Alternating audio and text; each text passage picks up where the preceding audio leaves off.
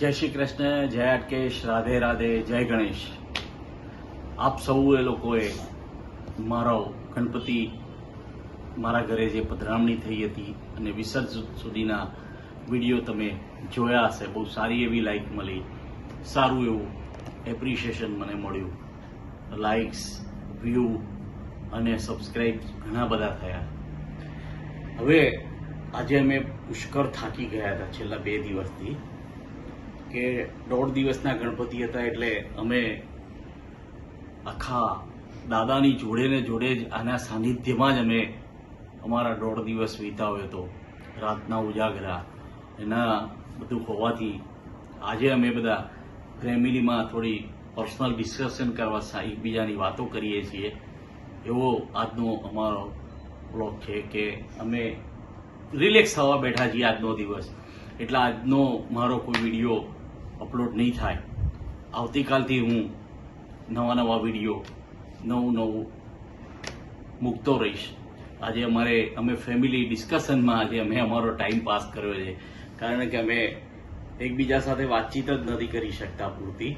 અને બીજું શું કે અમારા ફ્લેટની અંદર, અમારી સોસાયટીની અંદર ગણપતિ લાવ્યા છે બધાના ઘરે.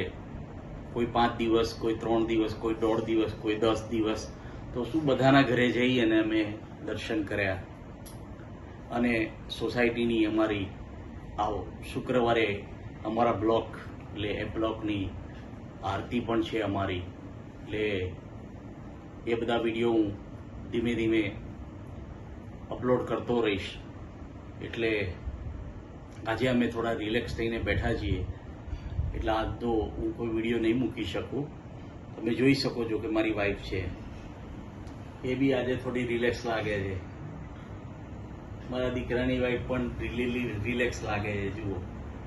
અને હું પોતે એકદમ રિલેક્સ અનુભવું છું, કારણ કે ભગવાનનું કામ અને એમાંય ગણપતિને વિઘ્નહર્તા દાદા, એટલે એને તો બહુ સાચવવું પડે. એટલે ગણપતિ દાદા મોરિયા. અને આપ સૌને વિનંતી છે કે મારો વિડીયો સબસ્ક્રાઈબ અને લાઈક, શેર અને વ્યૂ અવશ્ય કરજો. જેને પણ ના કર્યો હોય તેને હું ફરીથી નમ્ર વિનંતી કરું છું કે લાઈક, શેર અને સબસ્ક્રાઈબ અવશ્ય કરો. પ્લીઝ અવશ્ય કરો. એક તમારો ભક્ત બોલી રહ્યો છે કે સબસ્ક્રાઈબ, લાઈક અને શેર.